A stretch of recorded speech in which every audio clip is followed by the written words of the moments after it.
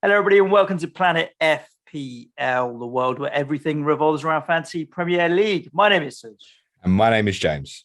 It's Monday morning, bright and early, end of game week 16, a quick 48-hour turnaround until game week 17, but almost a full schedule of fixtures to review, 9 out of 10. But where should we start, James? Should we start with this? Why are you getting me copyright strikes again? Oh, whoops. Oh, do you know what? While we record, I thought we should not swear today as well. Happy birthday, Governor. Oh, cheers, mate. How old are you now? Don't tell us. Don't tell us. I was all set at that 1 hour, 20 minutes into this podcast to go, hey, Suj, do you remember when I forgot your birthday? Like, oh, well. No, it's not going to happen. To be honest, I knew because for two reasons. One, there's someone else at work's birthday today as well. So I always get alerted. And thanks to Stian for sticking it into the pod questions as well. I had a moment yesterday when went round to my mum and dad's yesterday because it's my dad's birthday yesterday. Oh, nice. And so Harry, your dad, and you are all within a few days. No, Harry was a while ago. A month ago. My mum's is next month as well, and the wife's is November as well. So that's why we don't buy each other nothing. I mean, it's nothing winter to do with, presents. It's nothing to do with the fact that we hate each other. It's just too expensive. But yeah, was eating dinner yesterday, and my mum said 38 tomorrow, and I was like, no, only 37. That turns out 38. Yeah, fantastic. So another year older, definitely not another year wiser, mainly because we rack our brains playing this stupid game. Both of us are coming off Wildcard. And both of us did okay as well. Yeah, okay. Although a few of the players I sold returned, like Rafinha, and the late decision, or I say late decision, the big debated decision of was it worth sacrificing the money I had on Rudiger to get Reece James, which I decided was yes. I definitely didn't have Rudiger getting 2 assists via being fouled for penalties on the bingo card. But yeah, 72 points, can be relatively happy with that. It's a green arrow up to about 105k.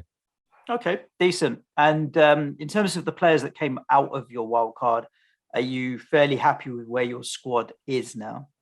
Oh yeah, definitely. I mean, look, I was in 3 Spurs when I had Callum Wilson. Of course. Rafinha's bad fixtures, although that he was always a player that you could hold on to. I guess with Brentford out, he's possibly staying on the penalties for a little bit, although when Click plays, he may take them instead of Rafinha. But he's the man, and you'd want him to take them at the moment, I think. Yeah, I mean, it's getting tougher now for them, but still. But yeah, please, just for those who didn't hear Friday's podcast, I'll just run through what I went with in the end. So De Gea in goal, nice start with a 10-pointer. I mean, saved United from not winning that game, basically. Gunnarsson at Brentford. Not losing. Yeah, that's what I meant. Thanks. Gunnarsson at Brentford, 3.9 million reserve goalkeeper. Trent, Reece James, Cancelo. I benched Dalot, Livramento. That's the defensive 5. Midfield 5, Salah, I obviously captained. Diogo Jota, I still started with. Seen Diogo Jota's XG from the weekend, mate? No. Other than Norwich's Ozan Kabak, who had 2 chances from set pieces for Norwich, was the highest XG of any player who didn't take a penalty this weekend. Oh, wow. Okay. Fair play. And he played 25 minutes. Bernardo Silva, Jared Bowen, Jacob Ramsey, 4.5. Villa midfield I went for. On front 3, Ronaldo, Emmanuel Dennis, and Josh King. Quite pleased. Quite pleased. But I didn't have the game week that you had, sir. No, I ended up with a game week rank inside the top 100k, 82,141. Came off with 90 points. Which, I can't complain at all, mate. 3 blankers, Jota, Bowen, and Antonio. Everybody else returned, and it wasn't even your standard return being a 6-pointer. 9 is the number because Trent, Rudiger, Ronaldo, Dennis all brought in 9-pointers. De Gea 10-pointer, Cancelo 7-pointer, Gallagher 15-pointer, Salah 16-pointer. Ironically, after I wildcarded, I had made 5 changes, but only 3 of which were starting 11, and the other 2 were bench fodder in Billy Gilmore and Manquillo came in for Ben Johnson and Yves Bissouma. They're largely irrelevant. Carl Walker didn't play, but then there's the advantage of having enough money for Gallagher on the bench. Gonna say that was the best choice in your wild card, wasn't it? Well, Carl it Walker, is now Carl because Walker over Laporte. I've got Carl Walker for this week now. While Cancelo is suspended, you've got to play Diego Dallo. I'm quite happy having Carl Walker got to play come Diego in, Dallo. Yeah, if Man United's game goes ahead, mate. That's also true. But ultimately, if you look at what happened with your wild card versus my wild card, the three differences in our squads were Rudiger versus Reece James, Conor Gallagher, and it was the third one, Antonio, who you didn't have. And it was the two players in Rudiger and Conor Gallagher that stayed for me, that were largely the difference between my score and your score. And it is interesting because Rudiger, had I not been to the Chelsea-West Ham game the week before, there's every chance I would have sold Rudiger for Reece James. But he was making a lot of driving runs, driving forward, Rudiger. And I thought, just like, it's not that he has a zero attacking threat. He just has less attacking threat. But is it justifiable? Probably not. Just leave him in there. And had I added Reece James, it would always have been in addition to Rudiger as opposed to in place of Rudiger. So happy that that's kind of sort of worked out. And obviously Conor Gallagher doing what he did, had a great game yesterday and really hauled. So all in all, super happy. You're going into this week with no need to make any transfers. Walker can easily slot in for Cancelo. First sub, Billy Gilmore, home to Aston Villa. It's not ideal for Norwich, but they do need to start picking up points. So I don't think it's going to be as straightforward for Villa to go there and win. Manquillo, second sub with Liverpool away, is just asking for trouble, but hopefully we don't have to go that deep into the bench, James. Yeah, count your zero now, I would suggest, maybe, mate. Well, last week he didn't get a zero, James. He got a -1 because they conceded 4 goals. So there we go. it could be that. That's normally a 0, but if he's got a yellow card with it, he did get a -1. On Reece James, we really should have a moment for the people that bought Reece James in game week 13. And I suspect that there were absolutely loads. Reece James, the 4 game weeks prior to game week 13 when they drew with Manchester United, got a total of 53 FPL points in 4 game weeks. Since then, in the 4 game weeks, 1. It's unbelievable. What can you say? It's brutal. On my rank now is 122k, so just behind you. I honestly believe, James, that I have never had a rank this high in FPL. I think it's my highest ever rank. Not this season, not since we've done the pod, like in life. Goes to say a lot. Good. Takes a bit of time to well learn. Done. So I need to break into 5 figures now. I have a question I want to ask you. Actually, I was thinking about this last night. I'm 7 green arrows in a row since the Salah haul at Manchester United. You've been on a monster, unbelievable run. I mean, it's worth saying that 6 greens and a red, but the red was grey. When were you ranked 1.2 million? Game week 9. But that's the same week, right? Mm-hmm. So we've both been on really good runs since. I was like 700k after that game. You were 1.2 million. We're now both touching just outside the top 100k. Do you think perma captain Salah is helping us? No, because everybody's doing it. But I mean, it's basically one less thing to think about at the moment, isn't it? Well, the way I was thinking about it is if you and me have 8 of the same starting 11, which we now do, assuming all players are fit, it's a 3-man game. It's basically like in that context. And just looking at the ownership stats on some of the players that you and I both own. I mean, Trent's monstrous, Cancelo's monstrous, Salah's monstrous, Ronaldo's monstrous, Jota's popular, Dennis is now over 30%. So I think it's not just Salah. Yes, agree with you. Salah and captaining Salah is one less thing to think about. But there's also another 5 or 6 other players that are also doing particularly well, consistently performing, that are also not even a consideration to move on or not.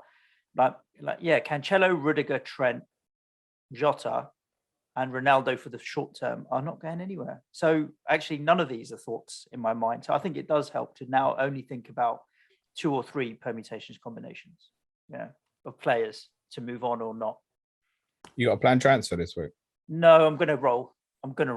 My biggest headache in my squad right now would be Mikel Antonio. That's the one player that I do need to think about what my strategy is moving forward. But with the fixtures that we've got coming up, it's so hard to to think about. Arsenal away, I actually think we'll do better in that game than we did against Burnley, because Arsenal will come out and play a little bit more. We'll have a little bit more space. Burnley was a very difficult game to break them down. And then Norwich at home after that on Saturday. I can't. And Southampton at home after that. 2 home fixtures. I can't sell Antonio at the moment. Does Antonio... The only problem I'm looking at it is, I assume he plays at Arsenal Wednesday night. Do you think he definitely plays Saturday against Norwich?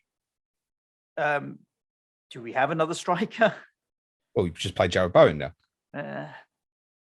If he doesn't, so be it. I've got Conor Gallagher or Carl Walker as first sub. I've got a bit of depth in the bench there, so I'm fine with it.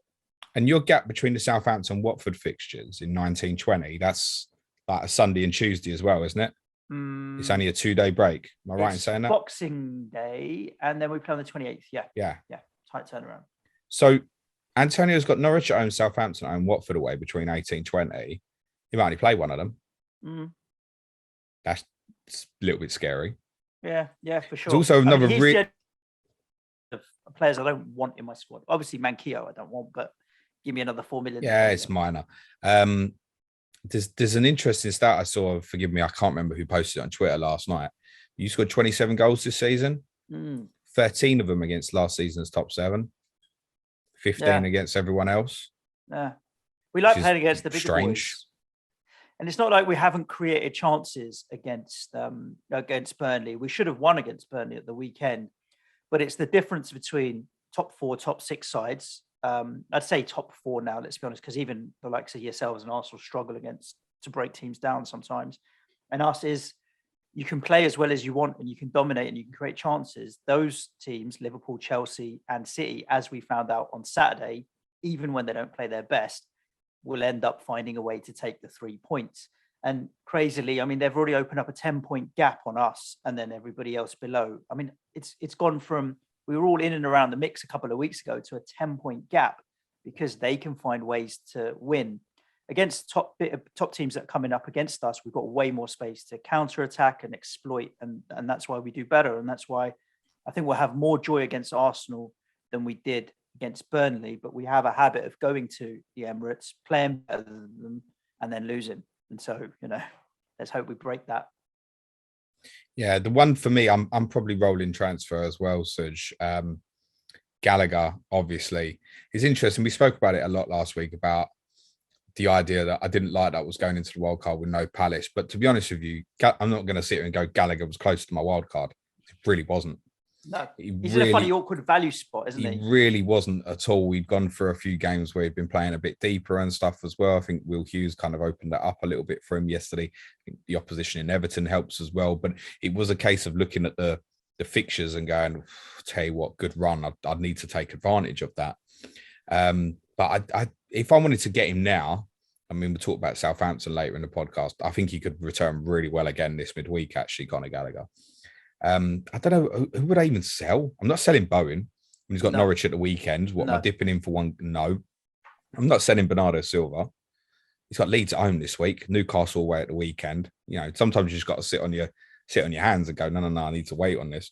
So I think, like you said, I'll be rolling. The only thing that's going to change that is postponements.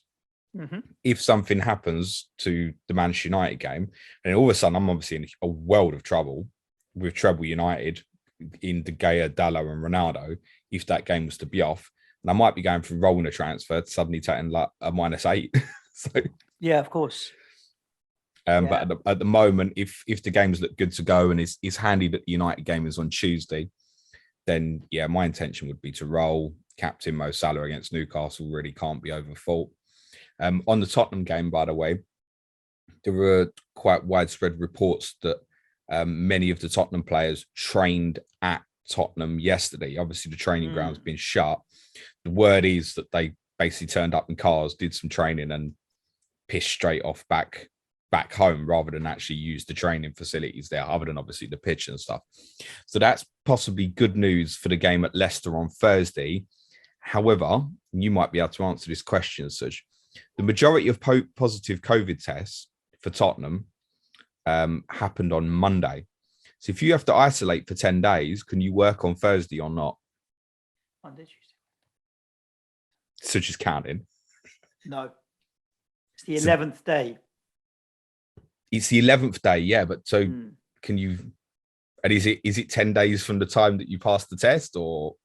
Oh, so Thursday's the 11th day. So yeah, you would be able to work on Thursday. So in theory, be able to work on Thursday. I think if they're available and they haven't got it, it's beginning to look like the Tottenham game on Thursday will probably go ahead. It's obviously, it looks extremely positive for Tottenham and Liverpool on Sunday.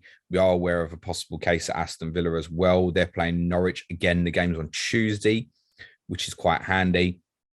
I still wouldn't, unless you get something really clear and obvious from Tottenham in the next 24 hours. I still wouldn't be buying any Leicester players, despite obviously James Maddison will be showing up for people after yesterday's performance, possibly Yuri Tielemans as well.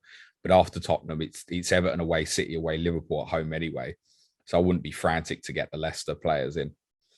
But it looks like, although I think as well, because Tottenham's been off, all the news headlines getting quite sensationalised.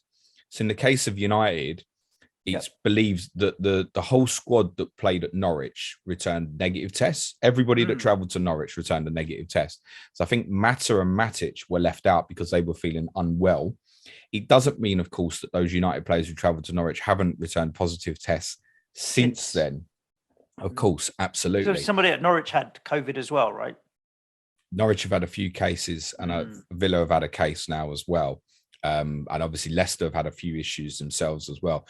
But I think obviously because Tottenham was postponed, the headlines are far more sensationalized at the moment. I'm not mean to downplay it in any way, but as soon as you see a headline now, it's oh my God, is that game in doubt? So we might even end up with a full program this week, but then we might end up with 6 games. I don't know. My opinion is at the moment, the games that are this midweek and this weekend are probably still okay. But we will see cases rise throughout this week, and it will be during that Christmas period that we might see more postponements.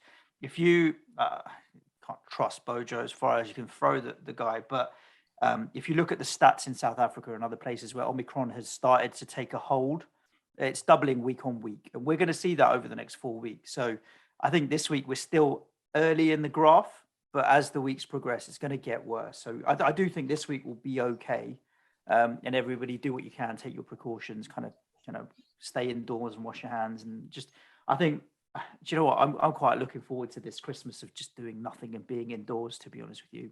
We'll pod, but apart from that, I don't no need to be. We'll pod. No, will we? Really? But apart from that, I mean, there is 20% of me that doesn't want to go to Norwich on Saturday. I'm like, really? Do I really need to go and put myself in amongst 60,000 people, none of whom are wearing masks? Like, if it was wet and raining and pissing down on Saturday, for example, and miserable, I would very much be like, do I really need to go and expose myself? This is 80% of me still wants to go, but I am thinking with that mindset now. Look, imagine if you caught COVID now, just before Christmas and all the rest of it. You're sitting on, you just have to isolate. So it's not what you want, is it? We'll park that there because that might be tomorrow's People's Poll kind of podcast topic. So we'll leave it there. But yeah, you know me, I'll be as long as the game's on, I'll be at Tottenham on Sunday, no matter what, because I'm an idiot. Yeah, and horses for courses, isn't it? So let's talk about some of these games from the weekend. We'll wrap for as quick as we can, and primarily it's all penalty talk, isn't it? Really, but Brentford 2, Watford 1. Late winner off the spot from Bomo. So yeah, the handful of people that held him are probably obviously jumping from the rooftops. Especially those who captained him in Sky Fantasy. That's true. There's a podcast for another day. Wednesday. Yeah, I quite enjoyed this Friday night. I think as many of us have already learnt this season, Brentford can be quite fun to watch when they're losing because they really do just manage to keep the ball in the final third. And even after the equaliser, like Watford just couldn't get out. The winning goal was so typical of that. And actually, ironically, Watford give Brentford the ball, Brentford give it back. That happened 2 or 3 times. Then Troost-Ekong makes a completely idiotic decision to go to ground and gives away the penalty. A couple of notes on Brentford, obviously Janelt, and I thought he played quite well, actually, played left-sided centre-back. They're really light on numbers in that area at the moment. And I know a few people having a consistent look at Charlie Good at 3.9. The advice is still remaining the same, that look, once Ajer and Zanka are back up to speed, obviously Pinnock missed out on Friday night, then there's no guarantee that he's first choice. Obviously, look, if you feel you can get through this period with a 3.9 million defender who might have a chance of playing, and you're not bothered about the returns beyond the 2-pointer and stuff, yeah, potentially look at it. But I think as I said to you on Friday's pod or last Monday's pod, Suj, like, I'm not big on the goalkeeper Fernandes at all, so I don't see many clean sheets coming up for them. But they coped really well, obviously, with Tony's absence. Really well. I was disappointed with Wissa's performance, actually, because I thought it was a real chance for him to kind of stake a claim and actually push Mbumo out of the team. I don't see that happening now. No. Obviously, had Sergi Canos suspended as well, so they've come through a few issues and won the game, albeit a little fortuitously with the manner of it at the end. For Watford, which is probably more the conversation about King and Dennis. So everybody wants to be a hindsight merchant about which one was the better one to pick. Yeah. So King, underlying metrics, definitely looked the better choice. However, you look a little bit closer, and I posted something on Twitter yesterday looking at the statistics since Ismail Assar got injured in the Manchester United game. It's very close between the two of them. However, I think the other thing that a lot of people picked up on was obviously Dennis was playing wider, King in the middle. Well, exactly that. So Dennis is now in the middle, but King's out wide. They're interchangeable. What do? You can make all the analysis and say, oh yeah, Dennis this over King this and over that. It's all nonsense because none of us thought Dennis was going to play through the middle. No. So that's a different game now. If King's playing wide and Dennis is playing up front, then it really does look like, for the short term, that Dennis would be the better choice. I wonder if Watford have obviously had problems down the left-hand side, and Jeremy Ngakia played at left back. And it was, although he's uncomfortable there, you know him very well as academy products at West Ham. He's a right-footed player. He wants to come inside all the time, but probably a little bit better defensively than Danny Rose at the moment. I wonder if King played there to ease him into the first game, possibly. Because King's a very diligent player. We've seen him play wide a number of times for Bournemouth over the years and stuff. Yep. He can play any different forward position. He can play as a 10 as well. And I wonder if that might have had something to do with it. On Dennis, there's a lot of people talking about AFCON coming up. And we've said, look, no guarantee he's going to be in the squad. No. You heard the news from yesterday, Suj? I didn't. Nigerian manager sacked. Oh, the one that Dennis doesn't get on with. Basically, yeah. So now we're thinking, well, he was in the provisional 40-man squad, so the likelihood that then he's now going to get called up is obviously clearly a little bit higher. If you're scoring goals in the Premier League, you're going to be in the Nigeria squad. The thing is, though, people keep going on about the AFCON, like players are going to miss 6-7 game weeks or stuff. It's 2 weeks. It's 2 weeks. It's probably all it's going to be. And it might only even be one, depending on how teams do, which is game week 22 and game week 23. The shame about that is, have we looked at Watford's 2 fixtures for those game weeks? Game week 22 and 23. It's I'll tell you. Norwich and Burnley. No, Newcastle and Norwich. Oh, okay. Just as good. But you've still got 5 games to go yet. So people saying to people, oh, don't buy Dennis. Omicron. And what? And Omicron. Yeah, okay. Thanks, mate. Well, yeah, there is a chance if travel gets restricted that they won't go. So why worry about possibly. It 5 weeks from now for me? There's 5 games to go yet. Yeah. Burnley, Palace, Wolves, West Ham, Tottenham. They're not shit yourself fixtures, mate. So if people still want to buy Dennis, like, you can buy a player for 5 game weeks and then sell him. Yep. I wouldn't have a problem with that. And I think if you are looking to invest now, that change of position is obviously, from an eye test perspective, the one that would. I wouldn't want to buy King at this moment, knowing he might play wide again. But I am suspicious that it might have been a one-off. And that would mean there's nothing to call between the two of them. But Dennis is going to keep flying up in value. I mean, those who bought Dennis at 5, you bought him at really cheap, didn't you, Suj? 5.5. 5.5. I mean, if you lost him for 2 weeks for the African, would you just bench him? Yep. That's probably it. I mean, the only thing is worth saying is after the African nations, Watford's fixtures really stiffen up. But then brought forward at 5.3, bench him, play him, whatever is your call, isn't it? So I still think he's very, very viable. And that goes for anybody else who's playing at the AFCON. You get 5 game weeks out of someone. Let's move on to Saturday. Man City 1, Wolves 0. I mean, let's get the obvious talking points out of the way. First and foremost, I mean, Jimenez. Oh, my God. Stupid. What was he doing? And second talking point, obviously, I think I haven't come across anyone other than the ref and VAR that have said it was a penalty. It's never a penalty. Everyone said no way.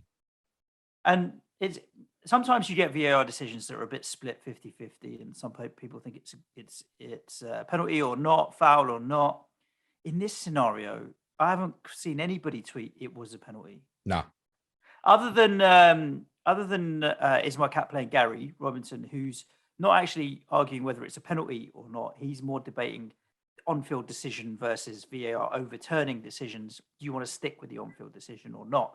But yeah, so in terms of like Bernardo's returns, could have been nothing. Well, it would have been 3 points, wouldn't it? And Jimenez being an idiot because Wolves were doing well in this game.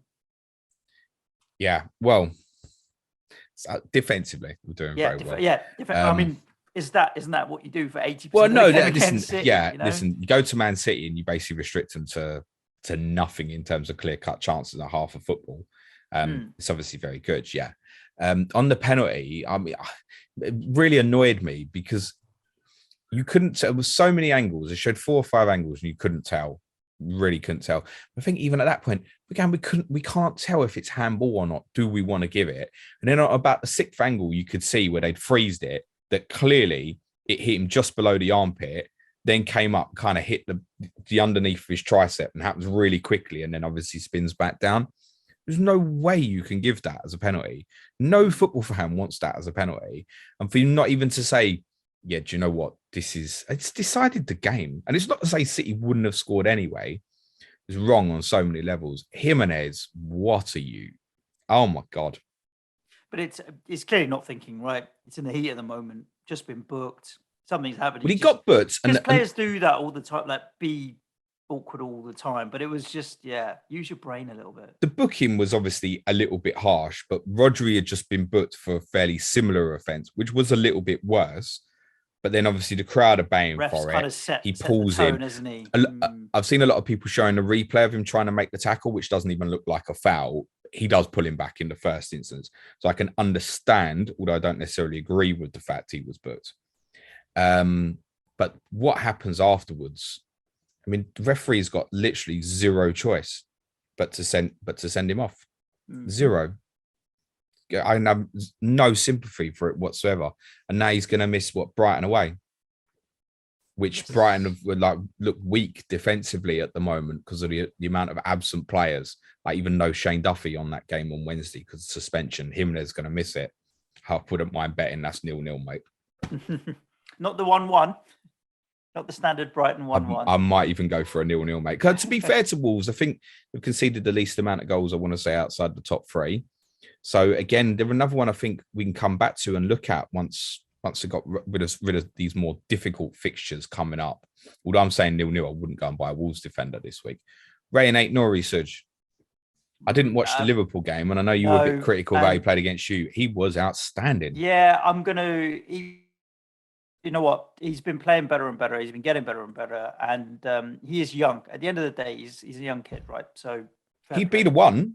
Like if you want one to sit on your bench at the moment, you're playing too well to get dropped. Yeah. So he'd be the one. Mind you, does he go to the AFCON? Who's he play for? Ryan, I'll find out for you. Is he Moroccan? Talk to me. I think he may be. Talk to me about City midfielders. Bernardo played. Gundo played. Bernardo got assists. What are we doing here? I did a lot of analysis. Such a lovely run. I'm happy to skip Leeds midweek because obviously everybody's getting rotated as Pep would suggest, but then we don't know what's going to happen. I'm going to take my Kyle Walker and run. But for the 3 fixtures after that, I'd happily downgrade Antonio and upgrade a midfielder to one of those. You ain't doing it. You ain't downgrading Antonio when they walk into Norwich at home, mate. No, it's true. Maybe after that. Yeah. I just need to find money, and he's the only person I've got where I can find money other than maybe even Cristiano Ronaldo. I don't think you want to be doing that either, to be honest. I'd keep hold of Ronnie for a little bit. It's French. I thought he was French. Ryan Was he French? Nor is French. Well, why have I got Moroccan in my head? Anyway, apologies. Thais, maybe. I did a lot of analysis on Bernardo Silva last week, both personally and for the advanced tier patrons as well. And what I found was that he basically never plays the same position in 2 consecutive games. This is the closest he's been basically since the Chelsea victory when he played in a double pivot. But even still in this game, there was definite influence in terms of him playing higher than Gundogan, I thought. And a little bit similarly to the Watford game, there was emphasis in terms of him leaning out into a right wing position, which meant that Sterling could come into more central areas. And I do like Bernardo in that zone because when he's going at people from the right, if he comes in on his left, it looks beautiful, whether he wants to pass and link and play 1-2s or get his shot away. And he did get a couple of efforts away at the weekend. I don't know if Gundogan's got an issue because obviously he was withdrawn. I went for a wee and came back out, and then it was off the pitch. On De Bruyne, and I think there's a strong possibility that De Bruyne will possibly play against Leeds, partly because of the way they play. But I think we're in a position at the moment where I'm not even sure that Kevin De Bruyne is in Man City's first choice 11 for Guardiola at this moment. And I think the main conclusion I've got from it is that in players like Bernardo and Gundogan, they obviously want to fill the penalty area when City have attacks. City are getting far week on week, looking at their games, they're getting more and more players into the penalty area just by sheer volume and numbers. How many times have you watched City over the years and they've had 75% possession against someone and it feels like they haven't had a shot on goal because they just passed teams to death? They're being far more aggressive in terms of getting numbers into the penalty area. And I think obviously it's the influence of the fact they don't have a centre forward. Striker, yeah. So there's more influence on Bernardo and Gundogan when they're playing to be players from central areas to make sure they'll get into the box. Kevin De Bruyne doesn't do that. As good as a footballer he is, you will never see him score a tap-in from 6 yards. No, but someone needs to be providing the ball, and he's the best at doing that. I get that. He'll score from 30 yards as well. But Bernardo and Foden and Grealish and are these other creative players, bad players, and not capable of doing it?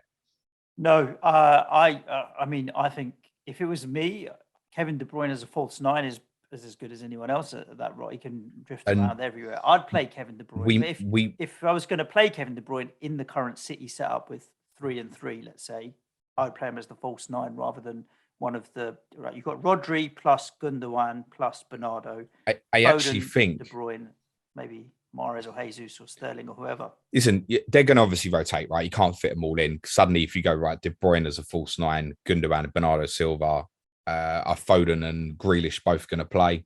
Not necessarily. Even if they do, then it's no Sterling. It kind of really rules Mahrez out. Does Jesus go back up front? So look, we looked at their bench when they played at Villa and it looked really weak. Suddenly it looks really strong again. I actually think the player that would be best suited to play false 9 for them at the moment is Bernardo Silva. Mm-hmm. And I'm not saying that's the way that he's going to go.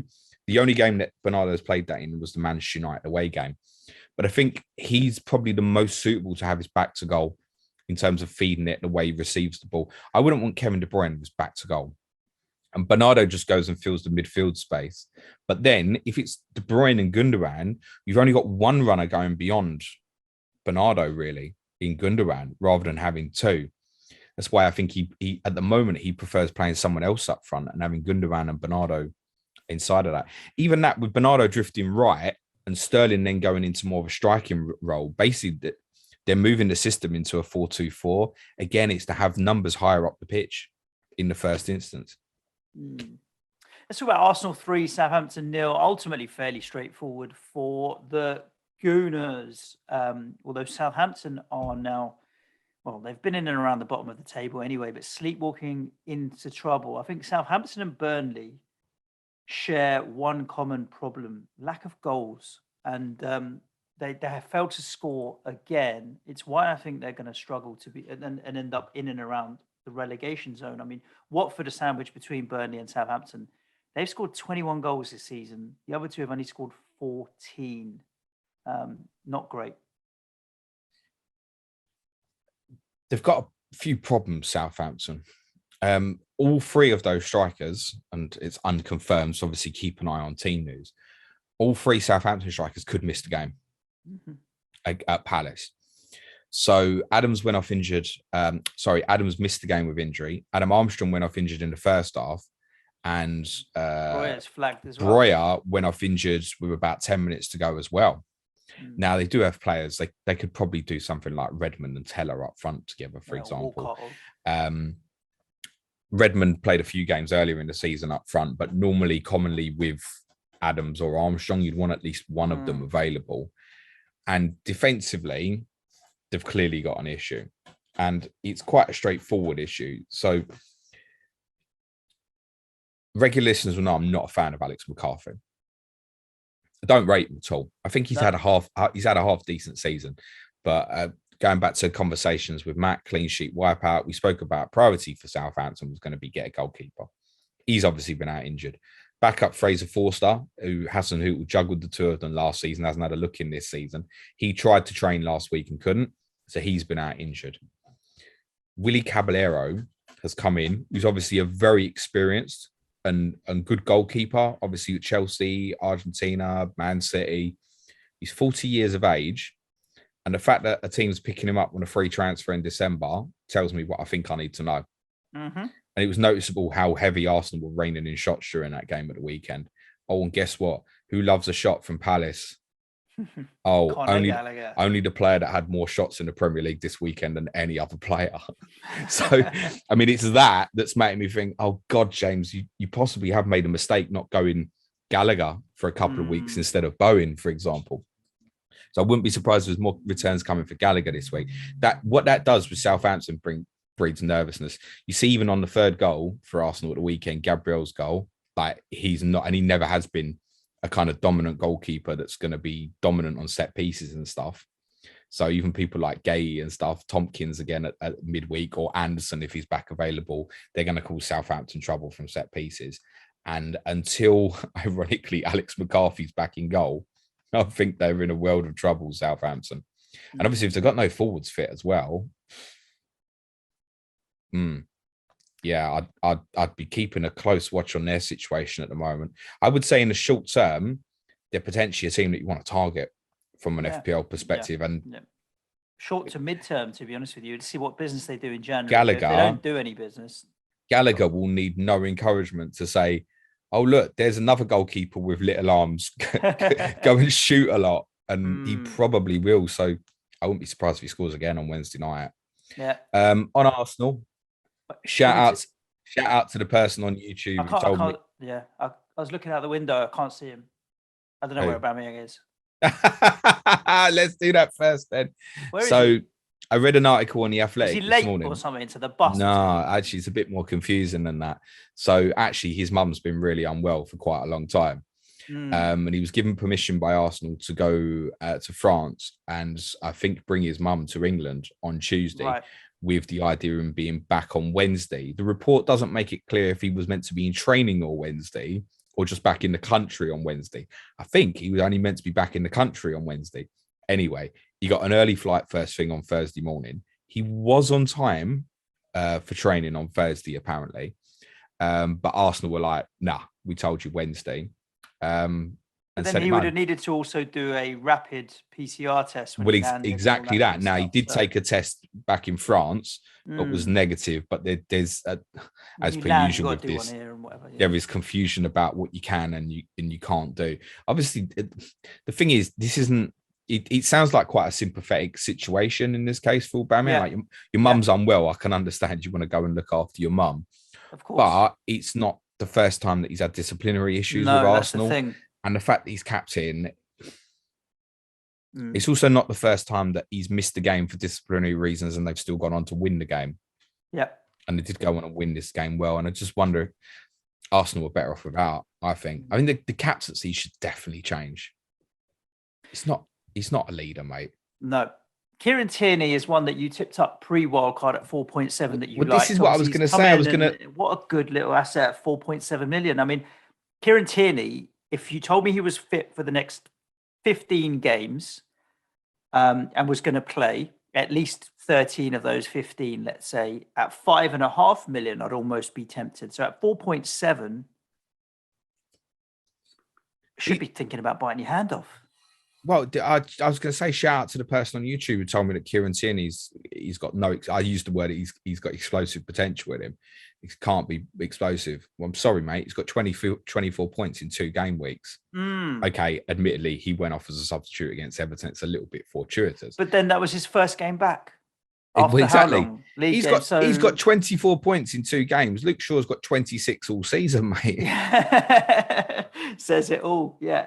Luca Dean, obviously AWOL for Everton at the moment, 27 all season. Kieran Tierney's sitting there at 4.7, and they've got some decent fixtures still to come. It's not going to work out for me, I don't think. I'd have to remove Reece James. I'd have to. But then say if the United game's postponed, I really may need to rework some stuff. And it might be that I'd look at something like Bernardo to Gallagher. I may have to. And then go, say, Dallo to Tierney. Just to find me an extra player and still be quite happy with my squad ongoing. Yeah, definitely. Yeah, for me, Kyle Walker after this week, the midweek fixture, if I decide I want to try and find a way to get myself some money, because I have 0 in the bank right now. So after that fixture, and let's get the West Ham fixture out of the way for Arsenal, who then have Leeds, Norwich and Wolves. Wolves haven't been scoring tons of goals. I don't mind that as one that's up my sleeve, potentially. It's turned quite routine for Arsenal, this particular fixture. But then obviously we didn't cover the game at Everton last Monday, and they were abysmal. Yeah. How they let that That's game Arsenal slide through their fingers. For you completely at the moment, isn't it, really? Yeah, I'm not sure that they're going to have the consistency to finish 4th. No, definitely not. We've Chelsea 3, Leeds 2. Jorginho lollipopping his way to 3 points for Chelsea. But Mason Mount picking up returns again, which will interest a number of people. Rudiger. Chelsea's a funny one, isn't it? Because they've won games recently. They've picked up enough points, but they're not doing it as Chelsea would be doing it. They haven't won enough games, let's be honest. They lost to us and drew in the Champions League and so on. But conceding, was it 8 goals in 3 games? Champions League, West Ham and Leeds. 2, 3, 3. 7, 8 goals. Probably conceded 8 all season before that. I think it was 9 in the league before that. All season. There was obviously conceded at Watford before that, conceded against Man United before that. So no clean sheet since Reece James's last big haul away to Leicester in what was that, game week 12, I want to say. Yeah, and I'm not sure you'll know exactly the dates because I don't follow the appearances, but it must coincide with Kante and Kovacic being out. Must do. Yeah, I'm in complete agreement with that, Suj.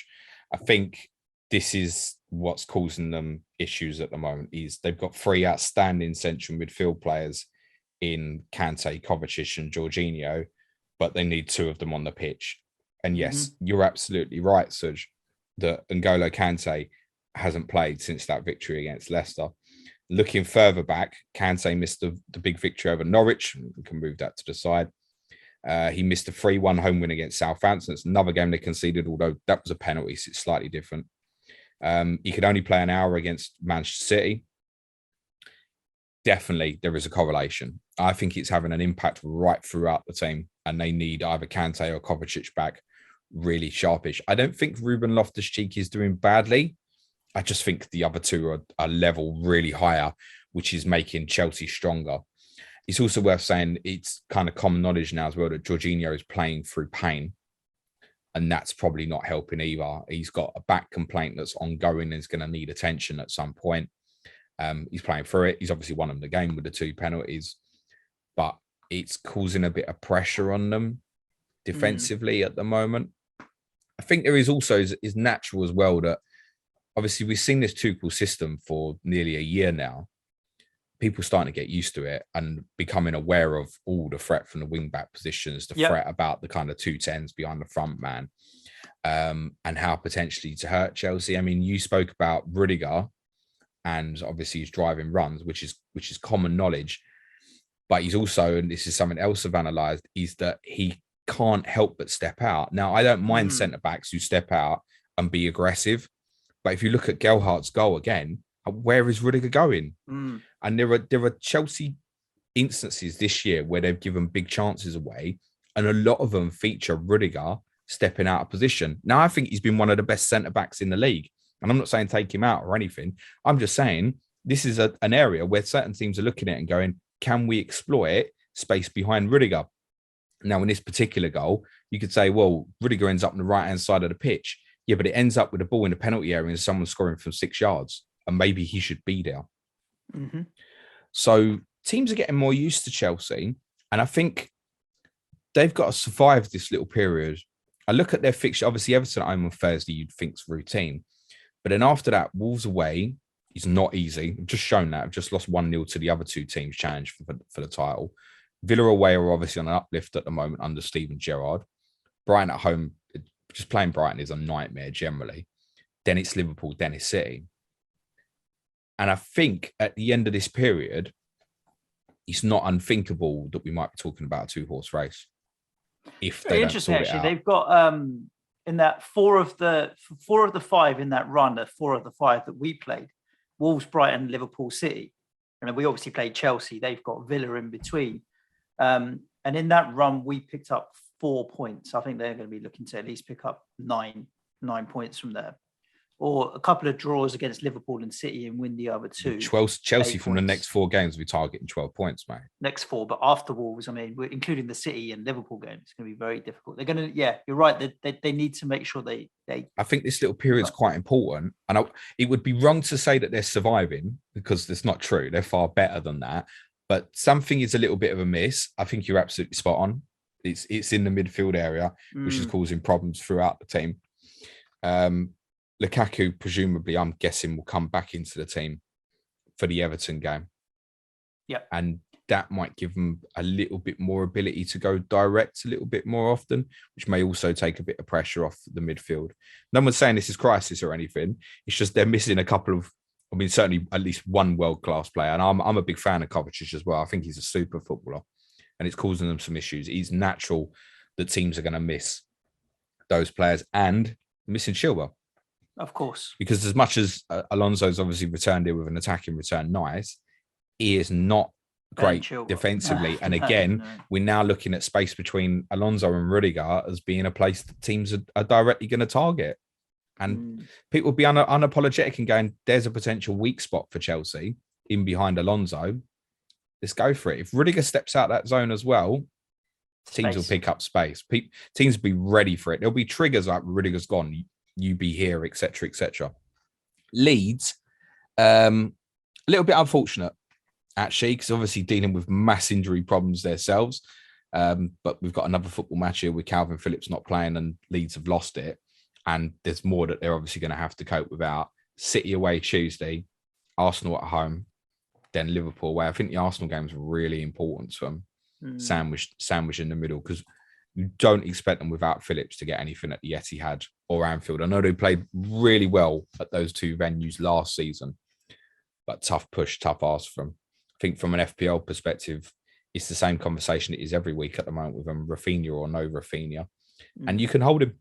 Yeah, holding him, I think, is no problem at all. I think buying him at this moment is a no. Or buying anyone from Leeds at this moment is a no. Well, Gelhardt, he's the other one. Obviously at 4.5, he's obviously got his first goal at the weekend, took it really well. I was impressed with him at Tottenham.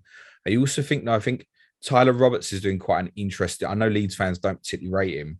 I think he's doing quite an interesting job at the team for the moment. And I think he can be deployed within different tactical ideas. So he tried to get quite close to Jorginho during that game at the weekend. And I think he'll have favouritism at the moment because he's actually, although he's not the best player, Roberts, he makes runs in behind, which Leeds don't really have many players who will do that, particularly if Dallas is having to play a more defensive role. So I'm not sure how many starts he'll get, and I'm not sure how bad Bamford's setback is as yet. There was no prognosis in the team news from last week.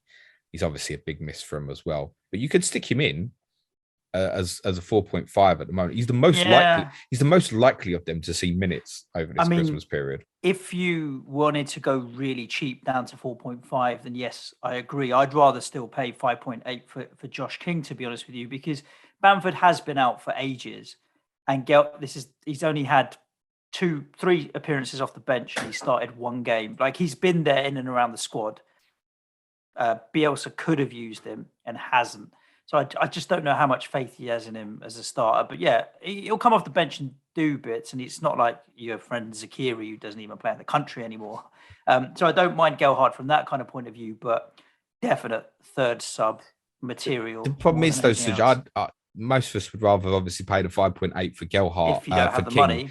Than Gelhardt. It's not even the choice of the 1.3 million. I think it's more the point that you look in that midfield area at the moment and you go, oh shit, Salah, Jota, Bernardo, Gundogan, Gallagher, Smith Rowe, Maxwell Cornet if he's back fit, Rafinha, Jared Bowen. And you look at it and go, shite. I mean, we obviously remove Salah from the conversation, but all the rest of them are within between 8 and 6 million. Mm-hmm. You could fill your squad with 4 of them. Correct. To do so, you probably want a 4.5 million forward. And that's why people will continue to ask questions about Gelhardt. True. Liverpool 1, Villa 0. Mo Salah. Yeah, surprise. What a beast. This was one of the decisions over the weekend that I think was correct. He's bought the penalty. It's worth saying. Of course, but I've seen it before. I don't know if you remember one that he won at the London Stadium when in lockdown when Masuaku kind of kicked out a little bit. It was such a non-tackle, but it was enough contact that yes, Salah has to go down, and he's won the penalty. I want to say that was Anfield, but I know the incident was Anfield talking about. It might have been Anfield. Were you in the stadium or not? Well, it was lockdown, wasn't it? So no one was. It's true. No, it was at Anfield quite early last season. Yeah. I know he bought it, but this one again, there's no animosity. Take it. I know it's a penalty. He steps across Mings' path and then kind of just halts his stride, and Mings is obviously going to collide with him. I don't think he fancied it much looking at Martinez. You know that. It wasn't. I know he's buried it in off the post, but I think he was like, I'm going to hit this as hard as I can and as low as I can, because Martinez is a bit of an expert in terms of saving penalties. Liverpool should have won this more comfortably. I wouldn't, at the same time, wouldn't say that Villa played badly. I think I watched the majority of this, and for 75 minutes, Liverpool completely dominated without overly threatening Villa in the first half, but it always felt like the goal would come. And credit to Villa. Once Liverpool didn't go and get the second goal, they gave away a few big chances late on, 2 of them to Diogo Jota, actually. They gave Liverpool a couple of nervy moments at 1-0, and it just keeps Villa ticking along where they'll remain in a positive frame of mind. They'll fancy winning at Norwich. They've got Burnley at home after that as well. And for people looking at 2 week punts, I think the likes of Ollie Watkins can seriously be considered.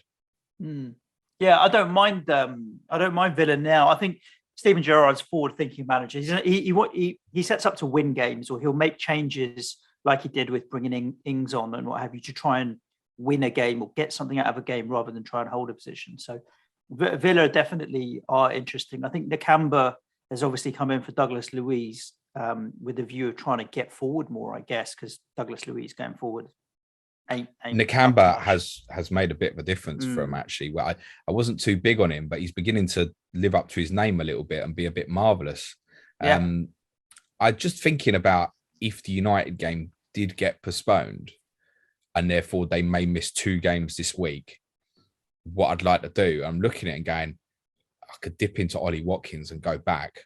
Yeah. Might just leave that money rather than spend it all. Might be the sort of way I look at going if there's some bad news on that game today. I'd look at that and think, do you know what? If I need to take a hit for that, for the 2 games and then go back, I think I'd take that. I think Ollie Watkins returns in the next couple. I'd expect him to keep playing through the middle at the moment. I think they're going to be really, I know Danny came on the sub. I think they're going to be really cautious with him. And shout out for Jacob Ramsey, who I got on Wildcard, played in the front 3 again. I don't know if that stays, but I think Gerrard likes him. And I think he's a player that's really worth keeping an eye on at a ridiculously silly price, who you're going to be happy in the majority of game weeks to bench. But then if I am canned this week and I've got real problems because of postponements, on he comes. Am I happy to play him at Norwich? Well, I'm a lot happier with that than I would have been with Billy Gilmore playing as a deep line playmaker now. So perhaps. I mean, Billy Gilmore still set pieces. I think it's tight between the 2 of them.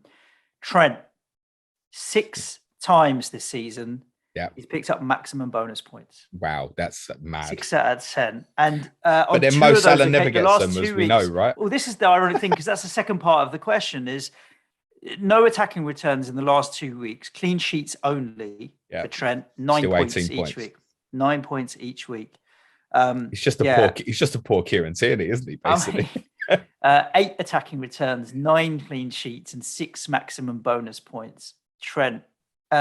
Why doesn't Salah get any BPS? Good question. Let's not get into a subject about winning BPS. Goal as well. So I mean, it's because I always thought the winning goal. The thing is, no one quite highly. No one really cares at the moment because everyone's captaining him. But we've had this conversation several times over. It's the amount he dribbles with it and gets dispossessed and stuff like that, and obviously missing chances as well because he shoots so much. Seems to have an impact on him. But you would think, there was another one recently. He got the winning goal. I mean, he gets a few winning goals where he was nowhere near the bonus. To be fair, he's got 3 points, 1, 2, 3, 4, 5 times this season, and 2 points a couple of times. But in each occasion, he's probably had to score about 3 goals to do it. The BPS system was paying to give Salah max bonus at Old Trafford. 2 goals, 3 goals, a goal and 2 assists, and then there was just one other game where he scored 1 goal. It's often been like that with Mo, that he needs to attack 2 or 3 returns to even get close. He needs 2 for the bonus. Plus, obviously, the 2 fullbacks, when they're in form like this, hog the bonus. I'm pretty sure Robertson got 2 bonus points as well, I want to say, Suj, from the weekend. Matip picked up the 3rd. Trent, 14 crosses at the weekend. It's half of Liverpool's crosses into the box. He's on the majority of corners. It's the creativity in him and obviously his distribution within game status as well that means so much to him on the BPS. Whenever I watch Liverpool and Trent's creating chances, I think you are in the bonus if you keep a clean sheet. Yep. And there's always that possibility. And there's a strong possibility again on Thursday. I wonder if it's a game that Liverpool may look at some rotation, but I think 5-day break. Should be play the 2 games, play your strongest teams against Newcastle and Tottenham. Then they've got Leicester in the League Cup. And he's gonna rotate massively for that. He doesn't care. Klopp, he'll play the kids in that fixture. Then they've got Leeds on Boxing Day and then Leicester a few days after that. So no, I think it'd be good. And the one thing I was really screaming on my deadline stream to people was don't sell Jota. Like, no regret on that. Yeah, I know. I listened to the start of it. Just keep him and play him. And I agree with you. I mean, it wasn't like he came on for like 8 minutes, is it? He got a decent run out. How many times have we seen him score or nearly score as a substitute? And I mean, I think I'm with you. I think he had the fifth highest XG at the weekend as a substitute. It's mad. So we know Firmino's nearing fitness. We know there's going to be some rotation. The Firmino coming back really allows the idea for Mane or Salah to get a rest at some point. And I suspect that may even be maybe like the Leicester fixture away in game week 20, for example. But Jota, even as a substitute, is still a brilliant asset in arguably the best. Well, I say arguably, they are at the moment the best defensive team in the league, aren't they? We've been chatting for an hour and we've still got 4 games to go. What a surprise. Imagine if we did match of the day. It'd be like a 3-hour TV show, mate. Norwich 0. Imagine if match of the day did proper analysis. Oh, maybe they don't have enough time. They do show clips and what have you. I have sympathy with their time. But what I don't have sympathy with is when they show 5-minute highlights of a game and all they do is just replay goals. Anyway, next game. Norwich 0, Man United 1. And you went with Ronaldo, De Gea and Darlow. De Gea maximum bonus points and clean sheet. Ronaldo goal and BPS. Darlow with it where he only got a yellow card, but he did get the clean sheet as well. I went with only 2 of them, De Gea and Ronaldo. I'm very happy having De Gea in goal, which is something that I never thought I would ever feel for the upcoming run that they've got. I think he's there for a while now. 10 weeks or so at least. Ronaldo is just like Salah, isn't he? He just could do nothing, but will always pop up and just be there. Yeah, when he needs and to be fair, he's bought the penalty as well. I think this probably was as well, actually. Ammons doesn't need to put his arm around him because Ronaldo's got a leap on him, but he can't stand on top of his own shoulders. And as soon as Ronaldo feels that, he's going over on a. He's the 2 players you mentioned, obviously pros at winning those instances. United didn't play well. And I'm keen to. I really hope the game's going to happen on Tuesday as well, because I'm going to kind of analyze what I've seen so far on the 3 games from Ralph Rangnick for our patrons. Sunday against Palace the previous week, they obviously pressed, and it quite excited people with this 4-2-2-2. It gave them problems at the weekend, and to me, it looks really obvious quite quickly that you move the ball into wide positions against Manchester United. I think the way that they're going to adjust and play, they're possibly going to go back to overpowering teams a little bit at Old Trafford. But I think in games where they're going to have less of the ball, they might struggle. And let's be honest, they played Norwich at the weekend. And Norwich were just moving the ball from side to side and getting into the wide areas.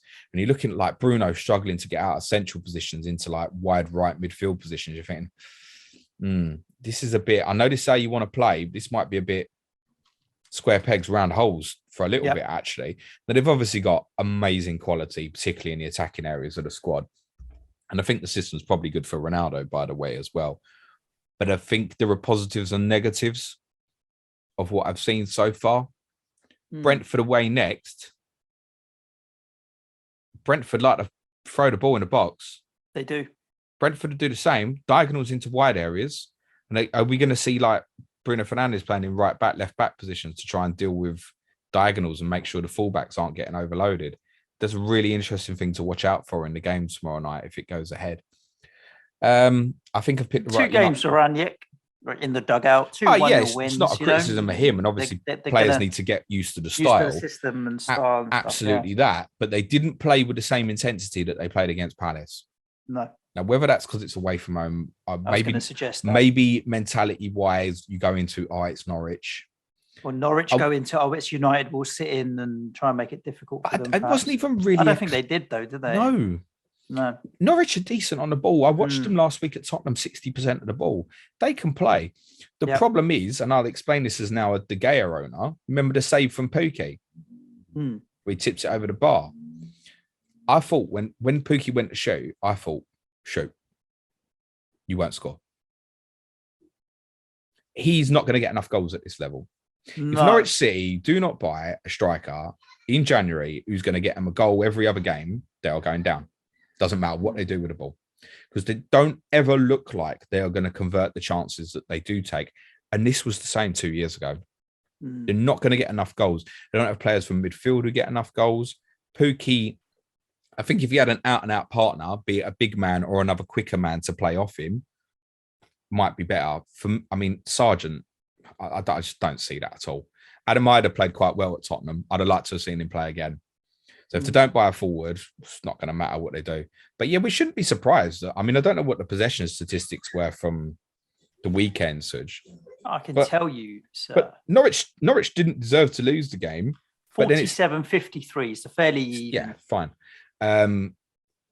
But the biggest failing is obviously offensive goals. And they've now got exactly what they had 2 years ago as well, a crisis defensively. Yeah. So Hanley obviously went off injured. Gibson and Omar Bamadeli missed the game. They played the young boy who came on, who's been given a price, I've forgotten his name, Serge, 4 million defensively, who played, that begins with a P, I've forgotten his name, played centre-back. And he did okay, actually, but he, by all accounts, he's a midfield player. Kabak played. He did all right. I don't think a lot of him. So they've got issues in the defensive areas now as well. And again, kind of referring back to if Ali Watkins have some joy in that fixture actually tomorrow night. What's the name of your Norwich defender? No, it's not Placheta, mate. It's a 4 million defender. Placheta played further forward. Begins with P. Maybe it doesn't. I'll look. You talk about something else and I'll tell you. Well, it was Janulis, Kabak, Hanley, Aarons. Doesn't begin with... Hanley came off for Sorensen. No, it's... Pierre, it's not Lise Malou. Or maybe they didn't give him a price. Maybe we'll find out. Shall we move on to Sunday? Move on to Sunday. Maybe they didn't give the fellow a price. Maybe I just brought it up. I'm going to find out what his name was because it's really going to annoy me now. This is match of the day analysis now. We're just making it up on the fly. It was Sorensen. Sorensen. Jacob There you Sorensen. go. Yeah, I was looking for a P, and Platetta was the P that came on. This literally, this guy has got in his full name Jakob Lungi Sorensen. There's 18 letters. There isn't one P. Burnley 0, West Ham 0. Over to you. Well, it's as expected, to be honest with you. If you look at the game, I mean, West Ham ultimately over the course of the game should have won. We had the better quality chances, particularly in the second half. We tried to take the game to Burnley more and create more. Nick Pope made a few really good, but ultimately Pope was fairly comfortable. And I think the two stats that tell you everything you need to know about the game is that we had 14 corners in the game. That's generally whacking it in and Burnley just dealing with it, and they're happy to deal with corners all day long. 32 attempted crosses, only 3 came to anything. The other 29, what happened? Tarkovsky and me dealt with them. And I think happy with that all day long, mate. Yeah, I mean, a bit of credit to us. We didn't try and change the way we played for Burnley. We were still trying to look for angles, passes, trying to get to the byline, cut it back, that kind of stuff. But sometimes you do have to change the way you play for the opposition if it's not working. And this time around, it didn't. Burnley were okay. Chris Wood didn't look great, to be honest with you. Vidra was okay. But I think Burnley are going to stick in and around that bottom 5 or 6 in the table all season because they're not going to score enough goals, mate. I just didn't see where any goals are going to come from for Burnley. Obviously, Jay Rodriguez started. That's Vidra replacing Wood again quite early on. Only 60 minutes for Chris Wood. 59, 60 minutes, yeah. He does like to change his strikers if it's not working. The Cornet was obviously a miss for him. I mean, he's the one that could make a big difference. Obviously, you get crosses into the box quite a lot, right? You making them that number of crosses is not actually a surprise statistic. I think it just shows more that against Burnley, they're more equipped than most to obviously. They'll just deal with it. They're happy with that, aren't they? All day long. They were comfortable. We actually created more problems for them when we were trying to pass through them than when we were trying to whack it into the box. And the quality with no Cresswell is not as good.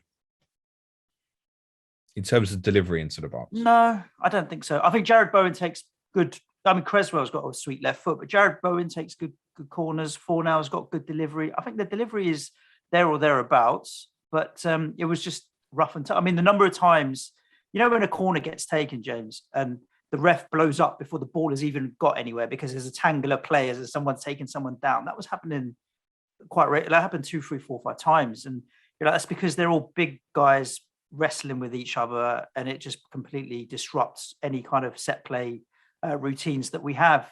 Burnley did well. West Ham, it's not a disaster to go to Burnley and keep a clean sheet. We should be winning these games. We should be winning these games, but we didn't. We'll have more joy against Arsenal, I think, because they'll come out and play and we'll have much more space at the Emirates to play. Burnley defensively, I mean, they've drawn 4 of their last 5. If you've got a Lowton or whatever, they're fine as a bench 4.5. But they're not going to be scoring goals. The only one that I can see can change that would be Cornet. And, he's nearing fitness and nearing being able to come back. Yeah, he's Cornet comes back to that team, changes it massively. So, that's the only Burnley asset other than bench fodder that I'd be looking at. I still West think they'll Ham, be you right. keep Bowen, Antonio, you'll be fine. They probably will because there's other teams in and around them that are also not scoring goals and conceding more. That's the challenge there, isn't it? At the end of the day, look, Burnley have conceded 14 goals, same as Southampton, 14 goals, but they've conceded less. They've conceded Burnley less. Have only conceded 14 goals. Scored 14 goals. And Southampton scored 14, but Burnley have conceded 21. Southampton 24, Watford 31, Newcastle 30s. Everybody else, all the way up to Brighton, has conceded more goals than Burnley. Now, the likes of Lowton and Taylor and that, like if they're sitting in your team, like it's absolutely fine. And I would, if you've got Maxwell Cornet, and I know there's a few out there that do, like if he's given any chance of playing this week, I'd want to keep him with Watford at home. And in 2 weeks, we've got Everton at home as well. And those feel like pretty crucial fixtures for them because from game week 20 to game week 28, it doesn't look like a good run for them at all. Now, they've surprised us before and got results when we don't expect it from them. And I still, as I said, I have the instinct that they'll be okay because they can do things like this. The fact that they're stronger defensively might be the difference. You look at the Yep. other three teams down there at the moment, Watford, Norwich and Newcastle, and you wouldn't bat them to keep a clean sheet in any game. No, and we're going to talk about another team that play in blue in 2 games' time, who are also leaking goals left, right, and centre. If you keep a clean sheet, James, you only need to score 1 to win a game, and that's the Burnley mantra, and I think that's fine. But yeah, if you're people on West Ham assets, there's no problem. You ride through. We've got some good fixtures coming up, and I think the attacking ones will get more joy. Is like that I said, clear on for Wednesday. you? Because even people like with Bowen, people with Bowen will be going, "Oh my God, Gallagher." Considering Bowen goes to Arsenal and considering what we said about Palace against Southampton this midweek. I don't think there's as much in it. I wouldn't. It's not enough that I'd be worrying about using a transfer to make it happen. Is Gallagher a better asset? I own both. I'll put the mockers. I'll put the mockers on it, and I obviously hope I'm wrong as a Spurs fan and also owning Jared Bowen. Conor Gallagher will definitely outscore Jared Bowen this game week. He could do. I mean, I'm sitting on both, so I'm not bothered either way. But afterwards, Bowen's got Norwich at home, Southampton at home, Watford away, Palace away, Leeds at home. Then there's United away, Watford at home. Then there's Leicester away, Newcastle at home, Wolves at home. Yeah, West Ham's fixtures are about to turn really, really nice. So, I mean, as much as I'm saying that, I wouldn't make the move unless you had the luxury of sitting there with nothing to do, which I might do, Suj. But I still wouldn't make that move. I'd roll the transfer. No. Let's keep it moving. Let's talk about Leicester 4, Newcastle 0. Antonio's a hold, yes? I'm holding him. But I think all the listeners need to understand, Fergie from Hub did a little 8 a.m. on Saturday morning Twitter spaces, which I was awake, so I thought, let me jump on and see what he's got to say. And he asked me about Antonio. I said, look, you got to understand 2 things. I'm biased because I'm a West Ham fan, and I'm biased because I've owned the bastard through this horrible run. And so it's stubbornness in me that's making me stick with him. So please don't hold any weight by my opinion to hold Antonio, because he's got so much baggage with it. In September to December, has he matched his August points yet? Probably. It's amazing, isn't it? If his name was Harry Kane, people would be calling him all the names under the sun, mate. Yeah, that's true. He's the reverse Harry Kane because he can score in August and not the rest of the season. Harry Kane can't score in any month at the moment, mate. Well, you need to get a team on the pitch. That's the first thing. We're talking about midfielders, half 6 point whatever. Madison's putting his hand up. 43 points in 4 weeks, mate. 43 points in 3 weeks. Fair dues. Ownership at 8.4%, which is much higher than I thought it would actually be. But there must be quite a few Leicester fans. Fair dues to those who went on, because I was not big on that at all. He's got 3 hauls recently, Suj. Can you just read them out and who they were against? 16 points it started with against Watford in a 4-2. He then got returns against Southampton. That was a 10-pointer. Played Aston Villa, just 9. A 1 point. Yeah. And then he got 16 points against Newcastle. So 3 of the bottom 5. Where do we think Southampton have finished? 15th, 16th? Well, and we're actually saying right now, we're saying they're as good a team to target as any, possibly from an FPL perspective. Well, he's got Everton in a couple of games. And it's true. Tottenham, Everton, City, Liverpool doesn't feel like the right time to be jumping on Maddison. You've missed it. But I think Norwich, Burnley, Brighton afterwards. He is a former confidence player. I think that affects him. He spoke about this himself very recently in an interview. He said he's a bit low on confidence and stuff. And some of the flicks and stuff he was pulling off. I mean, even the one goal he's not involved in, the second goal, his little flick over the top for Harvey Barnes was gorgeous. And he does look a little bit back to his best. And I was quite impressed that on the 4th goal, I think it was Shah was trying to challenge him, that I didn't think he was going to get there to get the shot away and score. And he did. He looks like he's got a yard back. And we spoke previously about, I think he's lost a yard or 2 a pace. I think he maybe he's fitter and more confident, has put a yard back in his legs. So listen, James Maddison, we know the capability of the player, right? He's a very good football player. How long ago was it? Were we going back here 18 months where the whole country is begging for him and Grealish to both be in the England team? Now, James Maddison is not even in the conversation. Mm-hmm. But we know that there's a player in there. I agree, Suj. I think I look at the fixtures coming up and go, I mean, even if you fancy Tottenham, Everton, you're looking into City, Liverpool afterwards. That's those two fixtures, the Tottenham and Everton away, are not the two games I'd be looking at to think, oh, that's the short-term punt. When I look at other teams like, I mean, to be honest, I'd go Gallagher. If you wanted one for the two games, I'd go Gallagher, Southampton at home and Watford away, rather than Maddison. For those who've already got Gallagher, I mean, look at perhaps options from Villa. Watford got a couple of good fixtures. United, even to be honest, Man City. How much more is it for Gundogan or Bernardo over James Maddison and stuff? So at the moment, it would still be a no for me, but I'd certainly say, yeah, look, my awareness has pricked up that I was very impressed with him yesterday. And the major difference for Leicester, of course, Yuri Tielemans. Tielemans and Ndidi in front of Soyuncu and Evans. Luke Thomas, we know, is a good player left back. Castagne right back. Suddenly it feels like a bit more of a recognisable base for them to build on. Except for Johnny Evans going off injured with a hamstring injury after 6 minutes. So, and Ndidi went and covered at centre-back, and he may have to keep doing that. Samari coming in to hold. Correct. Tielemans makes a big difference from in midfield. It's fairly obvious. I mean, for me, he's one of the best midfield players in the league. I think he can play for any team. He can play for City, Liverpool tomorrow. No problem. He's good enough. I wouldn't be looking at him yet either for similar reasons, and I would prefer Maddison over Tielemans as it stands. I mean, he got 16 points as well as Maddo with the two defensively. If that has to stick for a while, Ndidi and Soyuncu, that's not good. And we're big fans of Wilfred Ndidi. I don't think he's had a great season, to be honest. Wouldn't want him as centre back. You remember as well, not only are you putting him at centre back, you're taking him out of midfield area as well. And against better sides, that's going to be a problem. So, okay, finally a clean sheet on the board. They didn't concede 2 goals for a change, but I wouldn't be surprised in upcoming games to still struggle defensively, actually. Newcastle are, Liverpool, Man City next. My dad said to me, he was watching the game, and he said, look at the state of their goal difference. I said, I got Liverpool, Man City next, mate. 24 minus is what, 17 minus is what James is referring to. I think Norwich. At the moment, they're way too open. And I know he's trying to get something instilled in them where they're actually going to be capable of winning games of football, and I get that. Actually, if Steve Bruce was still in charge, everybody would be mugging Newcastle off for the way they played yesterday.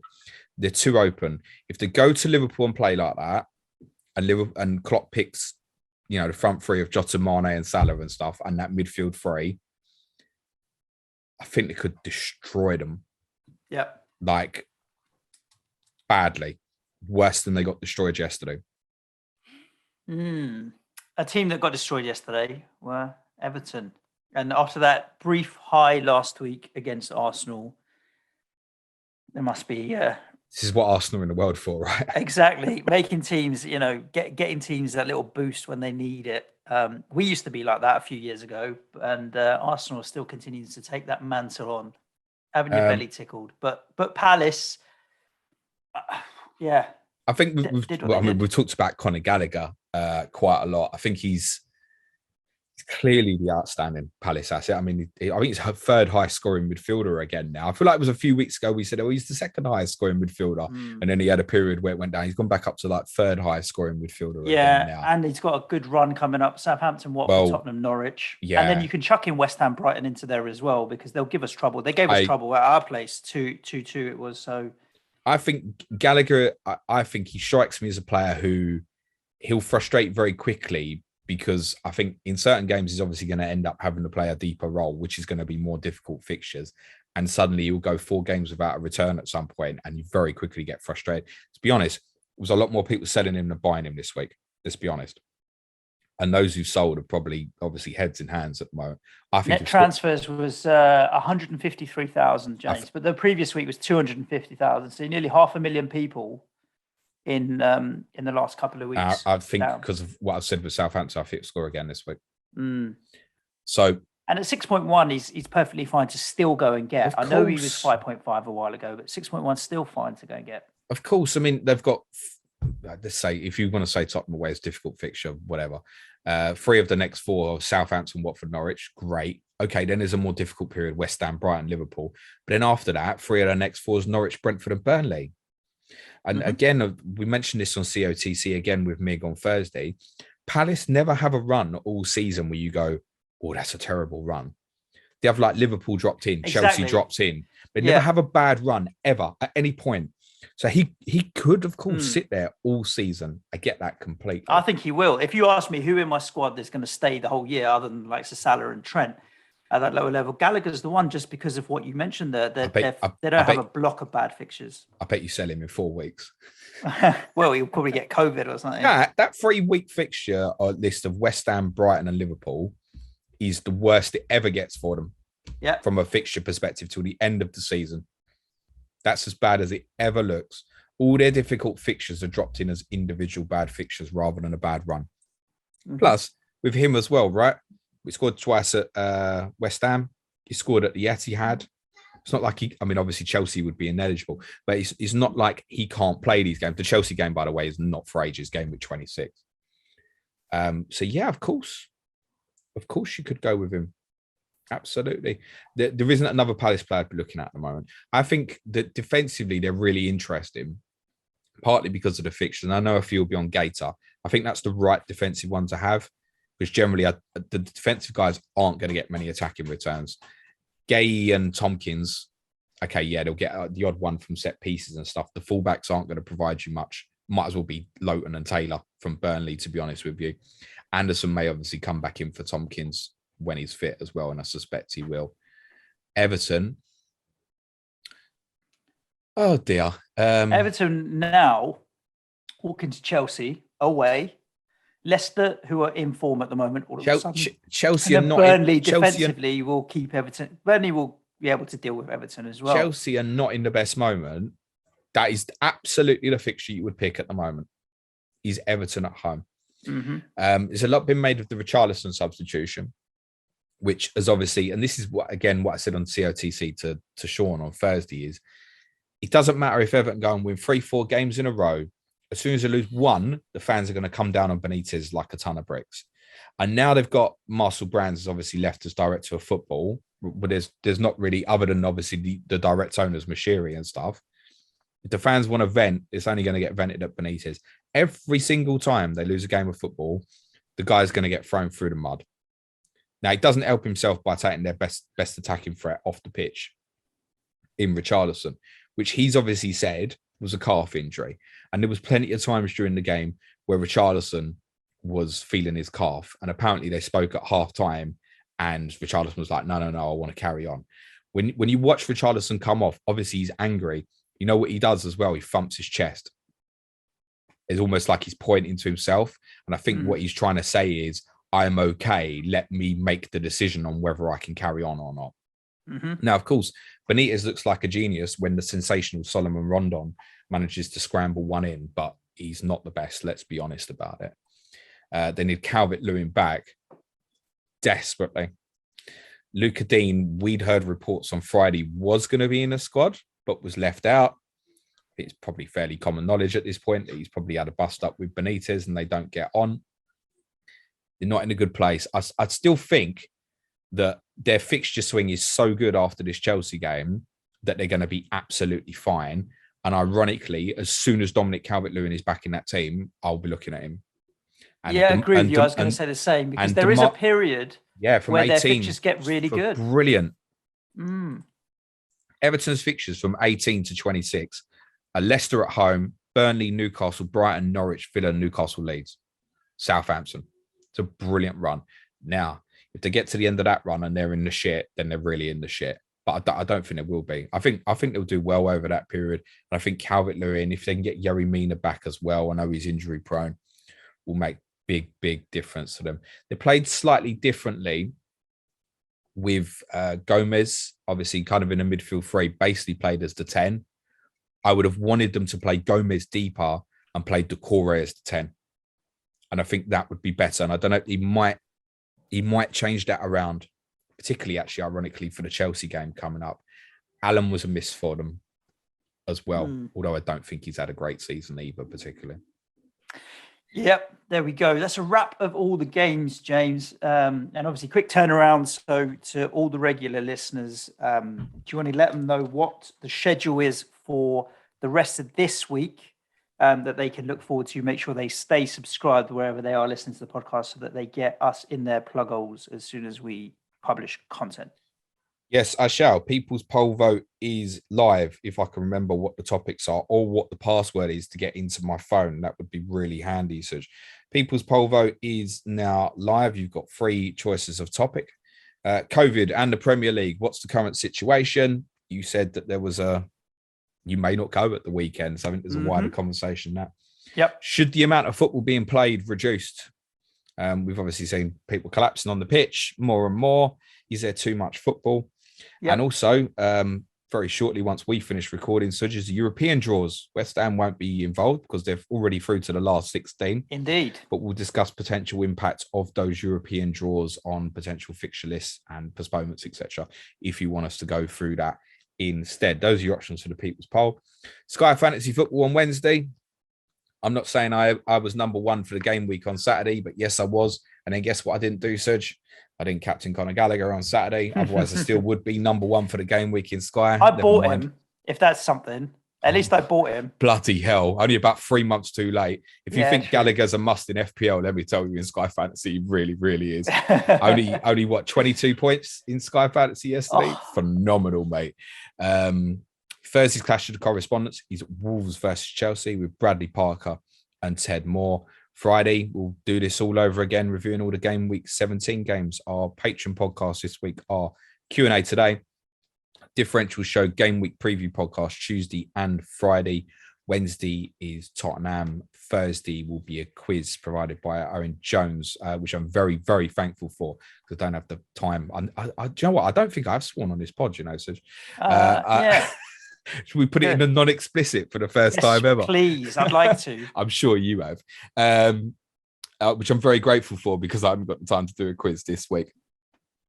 The advanced tier content this week, which is available to intermediate tiers on Patreon as well, we include a closer look at Ralph Rangnick's Manchester United, some of the stuff that I've been talking about, the positives and negatives of what I've seen so far. Touch with the Brentford game, we'll go ahead and I'll look at some analysis from that game as well. Team news streams for the guys Tuesday and Friday as well. Lovely, jubbly. And in terms of the questions that we've had in on Twitter, I'll answer all them on Patreon as well. That's lovely. Did you do that for the intermediate and advanced, or just the advanced? That's for everyone this month. Is it? Lovely. No, that's for the intermediate and advanced this month. Intermediate and advanced. Lovely, jubbly. We've had quite a few questions in and around whether doubling up on West Ham is a good idea or not, or what. However, there's a couple of good questions in here. FPL Kaka, how do you play FPL without getting annoyed? I watch Tottenham every week, mate. Yeah, exactly that. yeah. I'll show you some real annoyed, mate. Do you know what? My answer, James, is going to be, you've got to have other good things in your life, right? Things that are better or bring you joy that you can escape to. But what you've done is the opposite. You've put something in your life that's shitter that makes FPL seem better. I swore there now. There you go. So yeah, make everything else in your life rubbish so that it's the best thing that you have. Thanks. That football club's given me plenty of joy, I'll have you know. I agree with you. It's more important things to me. I just think that's what it comes down to. There is obviously a social consciousness for a lot of people that it is the most important thing. And you know what? If it's your favorite hobby, that's okay. It's not my favorite hobby. My favorite hobby is supporting my football team, right? So I think that is different. Yeah, it's frustrating sometimes. It's also easy when me and Suj are sitting there off the back of a load of green arrows, not frustrated. Oh yeah, don't get me wrong, but yeah. So yeah, of course the game frustrates sometimes, but I treat it for what it is, as it's a game. Yep, exactly that. And I think it's when, I don't know how much of it is coming FPL Kaka from external versus internal anger, frustration, annoyance, right? There's a difference between me being annoyed with myself for, I don't know, captaining someone ridiculous and doing badly, in which case, look at your own decision-making. As long as you're happy with your decision-making, don't always focus on the outcome, because the outcome you are out of control of. If it's external stuff, like people giving you grief for doing something, which happens a lot on Twitter and that kind of thing, or in mini leagues where there's banter. I'm doing quite well in a few mini leagues. I'm giving other people grief right now. Just understand that as long as it is only light-hearted banter with friends, like being good at FPL doesn't make you a better person or give you the right to be an arse to other people. So yeah, that's kind of my take on that. FPL, Taz, it's got another really good question, James, because you're tripled up on Manchester United right now. I think we're both tripled up on Liverpool as well. With COVID cases on the rise, is the triple up too risky, or even a double up? So triple up, a double up's fine for me, especially when you've got good assets. But when you're starting to maneuver your squad now, if things start to get a little bit worse, is it going to come into your decision making to think, shit, well, I've already got 2 players from that team. Do I want to add a third in case things go wrong? No, I don't think you can play the game that way, personally. I mean, I would look at, if you're sitting there at the moment with Salah and Jota, and you look at it and go, I can't have Trent because it's a third Liverpool player. I think that it's more probably in my consciousness, which I've done with a wild card anyway, is the consciousness of the bench. My biggest regret in my wild card is that I don't have a substitute goalkeeper. And guess what? Ironically, I might lose my goalkeeper immediately because of this. So, but then that's when I'd fix that. I'd probably take a -4. I probably would sacrifice one of the Watford players and go, do you know what? I do need to build a 5-man midfield and change things about and just get it done that way. But I don't want it. That's the main reason why I've gone with a 3 up front. I did not want a 4.4 million or 4.5 million forward who's going to be of no use to me and get me 1 point. I wanted a player who was going to be my third sub every week in Jacob Ramsey, who I think is capable. Like I said, if he has to land in my team this week, I'm okay with that. If he's landing in my team for Norwich away and Burnley at home, fine. See what happens. And last question, James, goes to Amber Redmond. Big up, Amber. What's going on? She says, what's the worst Christmas day you've ever had? My car broke down at the end of a Christmas Eve shift once, and I spent 8 hours waiting for a breakdown, which did not make for a Merry Christmas. Worst Christmas day. I'm a bit of a humbug, you know that. Yeah, me too. I mean, interestingly, because obviously my parents moved over here from Kenya. They got no concepts of Christmas. So when I was growing up, it was not a thing. Like we probably didn't have a Christmas tree till I was like 9, 10, 11, I would say. We were just not that bothered. Christmas then meant movies on TV. That's literally what Christmas was. Like we wouldn't have a Christmas lunch or whatever. But there's 2 that were not the worst ever, but they were not very Christmassy. One was the year I got married. We were on a plane. You sure you want to do this story?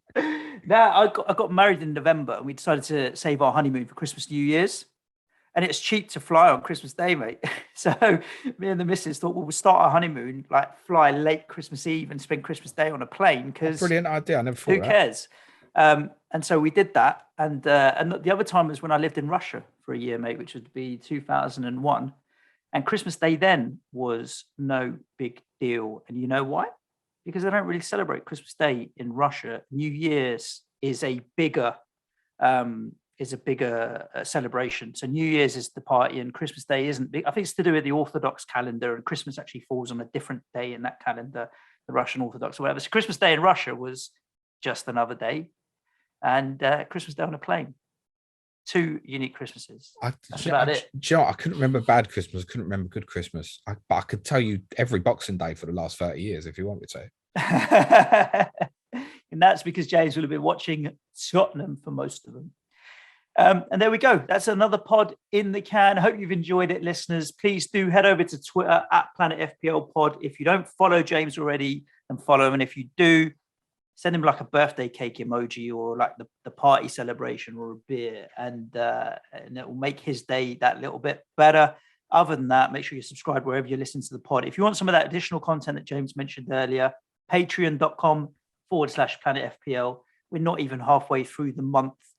So do kind of jump over there. We're bumping everybody up a tier. So even if you join at the basic tier of £3 a month, you get all of our additional content this month. So yeah, well worth it. All the podcasts this month. Indeed. Stay safe, my friends. Ciao for now. Thanks, everyone. Be nice to each other. I hope your arrows are green. Cue music, please, man. Ciao.